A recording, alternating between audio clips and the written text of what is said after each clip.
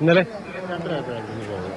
ഇന്നലെ ഞങ്ങളന്നേരം ഇവിടെ പണി ഉണ്ടായിരുന്നു. ഞങ്ങളോട് പറഞ്ഞിട്ടൊക്കെയാണ് പോയത്. രാവിലെ മേലെ ഒരുങ്ങി റെഡിയായിട്ട് നിൽക്കുമായിരുന്നു. എന്നാ വന്നോന്ന് ഓർക്കുന്നുണ്ടോ?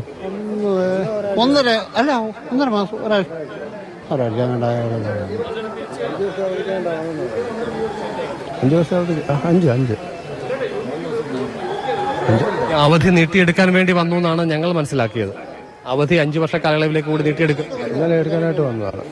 ഇന്നലെ ഇവിടെ കോഴഞ്ചേരി പോയത് 5 വർഷത്തെ അവധിക്കെല്ലാം എഴുതി കൊടുത്തിട്ടാണ് പോകുന്നത്. ഇന്നലെ ആണ് രഞ്ജിത വീട്ടിൽ നിന്നും UK യാത്രയ്ക്ക് പുറപ്പെട്ട. ഉച്ചയ്ക്ക് 2 മണിയോടുകൂടി പോയി എന്നുള്ളതാണ്, 2:30 പോയി എന്നുള്ളതാണ് വീടിൻ്റെ ജോലിയുടെ കൂടി ഏർപ്പെട്ടിരുന്ന ആളുകൾ പറയുന്നത്. 5 വർഷ കാലയളവിലേക്ക് കൂടി അവധി ിൽ നിന്നും അതിനുള്ള അനുമതി ലഭ്യമായ, സർക്കാരിൽ നിന്നും അനുമതി ലഭ്യമായ ശേഷം ഉള്ള മടക്കയാത്രയിലായിരുന്നു രഞ്ജിത. മലയാളി അപകടത്തിൽപ്പെട്ടതിന്റെ വിവരം കൂടിയാണ് പുറത്തേക്ക് വരുന്നത്.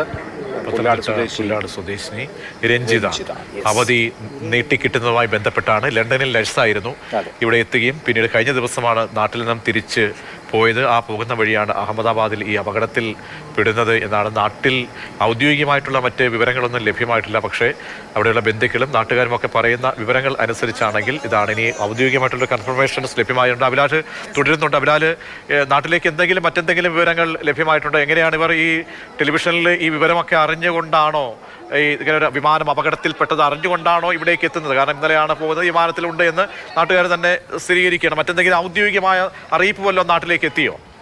ഔദ്യോഗികമായി യാതൊരു അറിയിപ്പ് ബന്ധുക്കൾക്ക് ഇല്ല. ഈ വിവരം അനൗദ്യോഗികമായി അറിഞ്ഞ് പ്രദേശവാസികളും അതോടൊപ്പം തന്നെ മാധ്യമപ്രവർത്തകർ എത്തിയതിന്റെ അടിസ്ഥാനത്തിൽ ഉള്ള വിവരശേഖരണമാണ് നടത്തിക്കൊണ്ടിരിക്കുന്നത്.